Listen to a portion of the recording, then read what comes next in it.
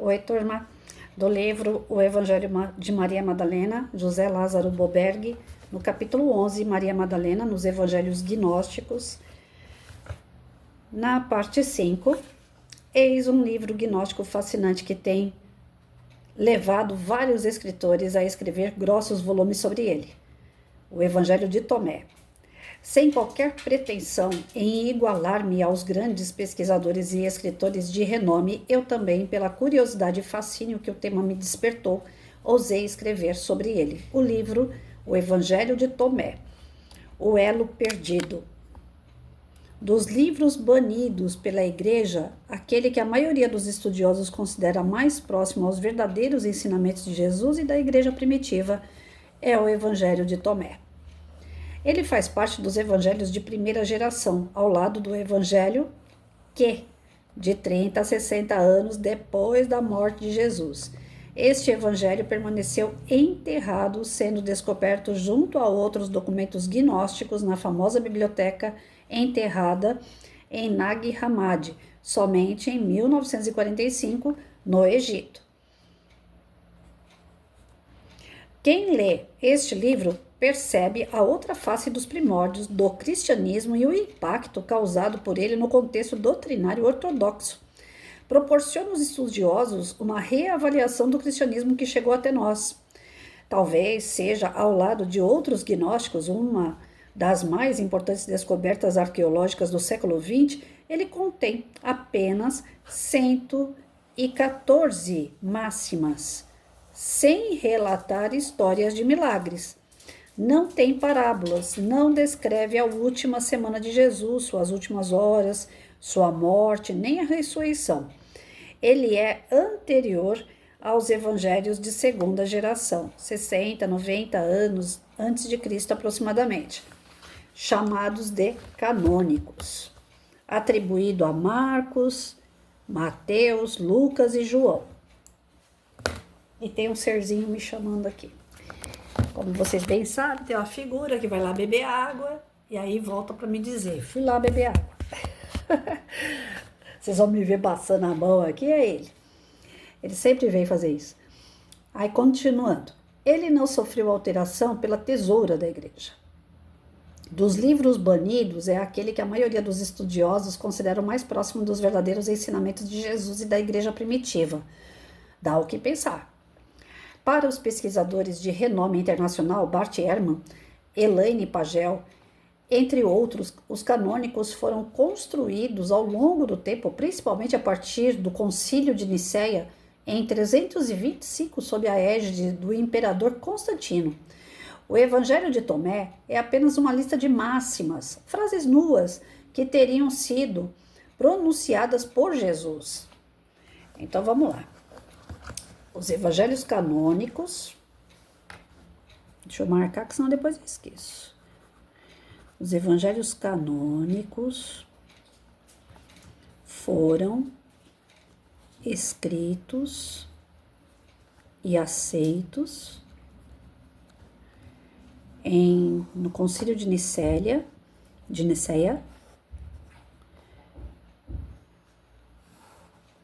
na época do imperador Constantino. O Evangelho de Tomé não foi colocado ali. Ele é anterior a esses evangelhos que correspondem ao Evangelho de Lucas, Mateus. Cadê onde foi que eu vi?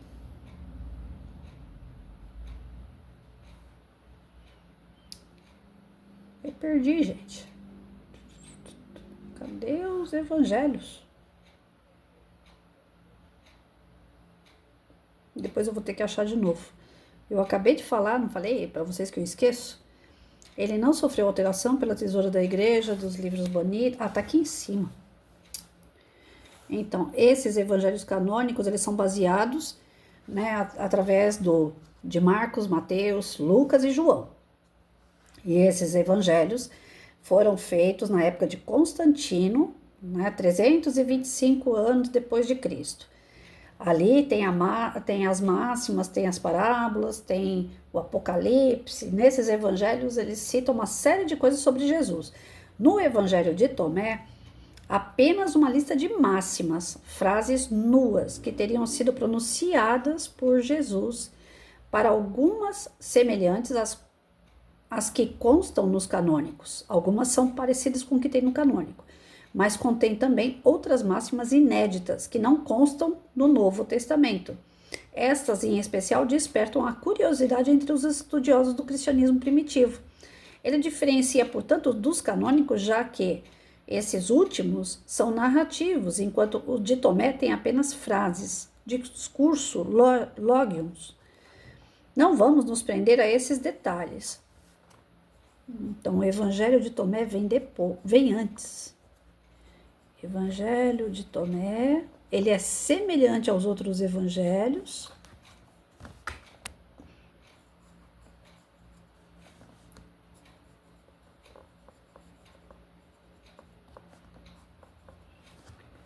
Mas ele contém, o forte dele são as máximas, frases, né?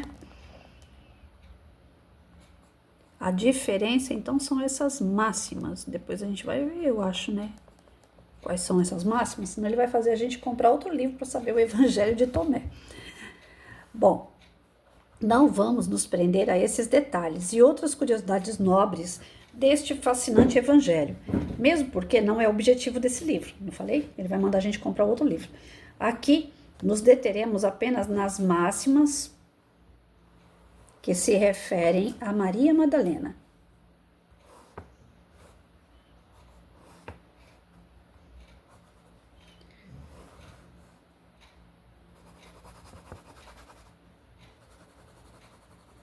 Então, dentro do livro de Tomé, tem as máximas que se referem a Maria de Madalena. Vamos ver quais são. Mas se você gosta do assunto, não deixe de ler os comentários que expendemos sobre outros logions máximas em O Evangelho de Tomé. Ele está fazendo propaganda do livro, O Elo Perdido. Eles são fundamentais para se compararem às ideias cristãs gnósticas com aquelas inseridas pela Igreja nos evangelhos canônicos. Marcos, Mateus, Lucas e João. Os textos canônicos foram considerados pela Igreja como únicos verdadeiros, taxando-os dos gnósticos como falsos. Isso a gente viu lá no primeiro capítulo, né? Inclusive tratados como hereges. Razão pela qual foram chamados de evangelhos apócrifos, hereges. Ela, Maria, aparece 2 vezes nesse evangelho de Tomé. Então vamos lá, eu vou parar aqui pra gente, principalmente, eu gravar isso aqui, porque eu preciso, senão a minha memória me trai depois. O que a gente precisa colocar na cabeça dentro desse parâmetro do texto? Existe o evangelho gnóstico, que é anterior ao canônico, até baseado neles foram feitos os canônicos, de acordo com a vontade e a conveniência da igreja da época, através do Constantino, né, que era imperador na época, e ele é que através do... Aí eu já não sei, não vou falar bobagem, não sei se Constantino, por ser imperador, ele também estava ligado à igreja, ou se ele era o poder da época e a igreja fez parceria com ele para poder montar esses evangelhos. Enfim, à medida que os evangelhos foram sendo encontrados, que eram escritos por pessoas que ouviam de boca em boca, né, como teria sido a vida de Jesus, a sua passagem, o seu evangelho, a sua vivência, a sua moral. Então, uma pessoa falava para outra algo que tinha acontecido com Jesus, e isso foi chegando, né, até pessoas que foram escrevendo sobre Jesus. Na época, quem convivia com Jesus era analfabeto, grande parte das pessoas não sabiam escrever, então não tem nada escrito na época para ser registrado ali e agora. Foram sendo registrados depois. Esses registros de boca em boca se tornaram evangelhos. Os evangelhos ficaram guardados por um bom tempo, né? Ninguém se interessava por eles, até que viram que era uma forma que poderia ser conduzido um povo. E aí a igreja, como guardiã dos evangelhos, ela serviu muito para isso, e a gente tem que dar uma palmatória que se não fosse ela, nós não teríamos o evangelho até hoje, seja ele canônico, gnóstico, nós já teríamos esquecido de Jesus, porque inclusive hoje nas faculdades Eu fiz faculdade de História há muitos anos atrás, em 91, e o professor já falava assim, Jesus não tem prova nenhuma da existência dele documental, então ele não existiu. Então, a função da igreja de guardar toda a documentação, mesmo que ainda não fosse feita pelos discípulos, nem mesmo pelo próprio Cristo, fez com que esses documentos fossem guardados de tempos em tempos e chegasse até nos dias atuais e se tornasse realmente uma verdade moral, a qual a gente pode seguir a conduta correta para o nosso desenvolvimento espiritual, moral, de princípios e valores. Mas, infelizmente, foi desvirtuado alguns pontos desses evangelhos. Ali contém verdades, mesmo que seja de boca em boca, a verdade, quando ela não é verdade, o tempo dissipa, o tempo destrói. Se não destruiu o valor moral, né, as máximas, os episódios ligados a Jesus, a sua passagem pela terra, é porque aquilo foi verdade, por mais que não tenha um registro de fotografia, de vídeo, por escrito, registrado em cartório, mas se fosse uma mentira já teria caído por terra. Já são muitos anos, mais de 2000 anos e tá aí. É super atual, tudo que a gente lê no Evangelho, ele nos faz bem. O nosso íntimo, a centelha de Deus que existe dentro de nós, ela acende quando a gente lê o Evangelho, quando a gente quer praticar o bem que o Evangelho nos traz. Então, Jesus existiu e ponto. Eu não preciso de livro, de biblioteca, de prova, de coisa nenhuma. E olha que eu sou Santo Tomé. Esse Evangelho de Santo Tomé aqui, que é agnóstico, provavelmente a Patrícia aqui, sendo espírita, ainda vai querer ler. Porque como eu me determino o tempo todo, né? Me determino não, como é que eu falo? Eu me descrevo, né? Como sendo Santo Tomé, porque tudo eu preciso de prova.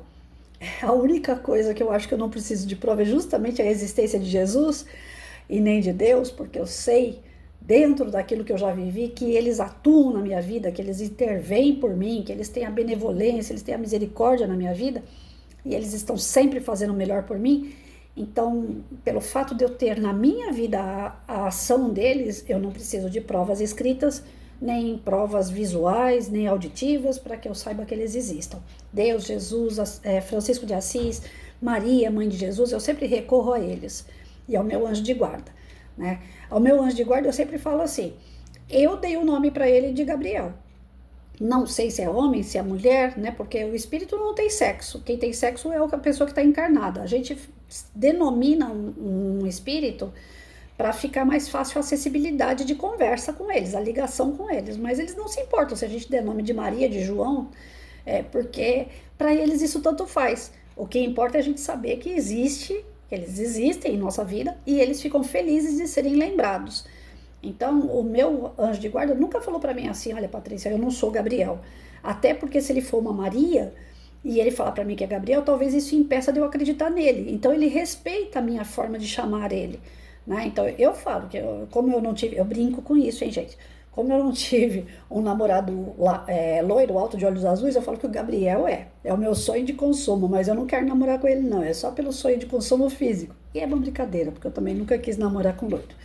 Então, assim, é uma forma carinhosa que eu tenho de chamar ele, de entender que ele existe, e o tempo todo eu faço prece pro Gabriel, porque não é fácil ser anjo de guarda da Patrícia, viu?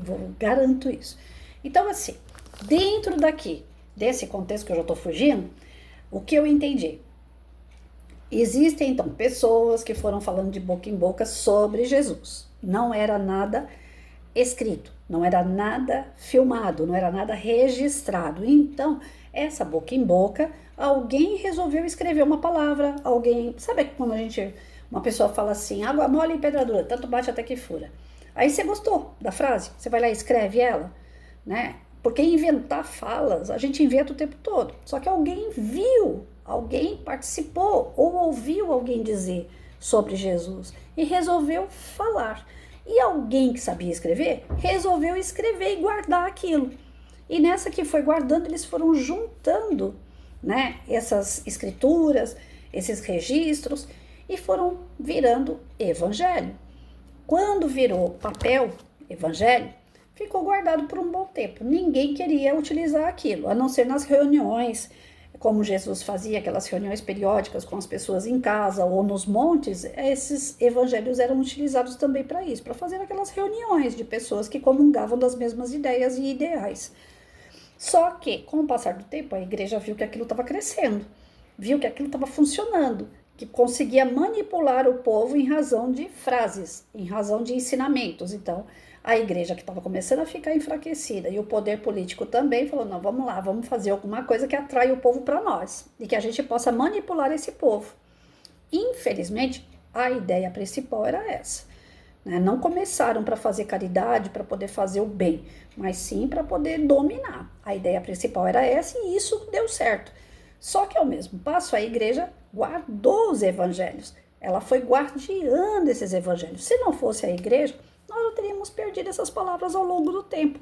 Até porque aquilo que não é propagado é esquecido. Então a igreja ajudou a propagar as ideias de Jesus, mesmo que manipulando pessoas. Quando chegou na Idade das Trevas, que foi a Idade Medieval, onde tinha a Inquisição, foi a pior fase, porque aí tudo tinha que ser de acordo com a igreja. O seu entendimento ia andar pianinho. Qualquer coisa que você falasse, não concordo, não aceito, ou então não é bem assim, eu acho que não tá dando muito certo essas falas, qualquer coisa era tido como herege. Os gnósticos já existiam, eles fazem parte daquelas pessoas que também fizeram evangelhos. E ainda que eles tivessem contatos com os canônicos, tinha algumas coisas que batiam no evangelho, que eram muito semelhantes. As ideias eram semelhantes. Porém, os gnósticos sempre foram do tipo de acreditar, mas fazendo reflexões sobre o acreditar, não acreditar cegamente.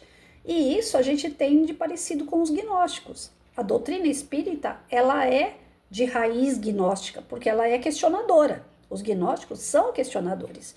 E aí eles eram tidos como hereges. Assim como a doutrina espírita é tida como coisa do demônio para muitos dos protestantes e de católicos. Eles acham que a doutrina espírita mexe com o diabo, mexe com espíritos malignos, e não é bem assim. Todas as religiões trabalham com espíritos bons e trabalham com os espíritos que são atrasados. Você trabalha para melhorar os espíritos atrasados. Algumas religiões se dizem que são ligadas, né, aquela coisa de satanismo e tal, mas ainda esses, tem alguns hoje que são ex-satanistas que vão na internet e falam assim, gente, não é tudo isso, viu? É mais coisa da cabeça da pessoa do que adorar realmente um demônio, porque todo mundo no fundo sabe que só tem um Deus. Então, aqui a gente entende que os evangelhos, tanto gnósticos como canônicos, eles são semelhantes. A diferença principal é que o canônico você recebe tudo de mão beijada e tem que seguir, né? Você não tem muito o que pensar, é só seguir. Já o evangelho gnóstico, você aceita, você pratica, porém você pode questionar. De repente tem coisas que você não aceita, mas você tem que ter a lógica, você tem que ter um argumento, né? E é aceito. Então, dentro da doutrina espírita, que tem essa raiz gnóstica, a gente faz isso. Nós somos a religião que segue Cristo, né, que segue o evangelho de Cristo, nós somos a filosofia que questiona e nós somos a ciência que busca a prova, para que a nossa fé seja raciocinada. E essa ciência não é a ciência humana. A gente tem que deixar isso bem claro, não vai ser a ciência humana que está dentro da doutrina espírita para provar a existência de espíritos ou fenômenos ou vibrações, energia e materialização. Isso daí é uma ciência da espiritualidade. É essa ciência da espiritualidade que chega no espiritismo, que chega na doutrina espírita. Já a ciência humana fica para a ciência humana. Nós não temos nada a ver com isso. Apesar que em alguns momentos cruza também as informações e são semelhantes. Muitas das coisas que acontecem na ciência humana é um reflexo de intuições que vêm do plano espiritual, que é uma ciência espiritual. Então, o que a gente entende até aqui? Maria Madalena vai ser citada nesse evangelho de de São Tomé, que é um cara que todos os evangelhos eles falam, São Tomé é aquele cara que quer ver para crer. Então, Maria Madalena vai ser citada por ele. E aí vem o José Lázaro e fala pra gente assim, olha, se vocês quiserem saber um pouco mais, aí vocês vão ter que entrar no Evangelho de São Tomé, porque aqui eu só vou frisar o que ele disse a respeito de Maria, né? Então, aguça a gente a querer saber como que era o Evangelho de São Tomé.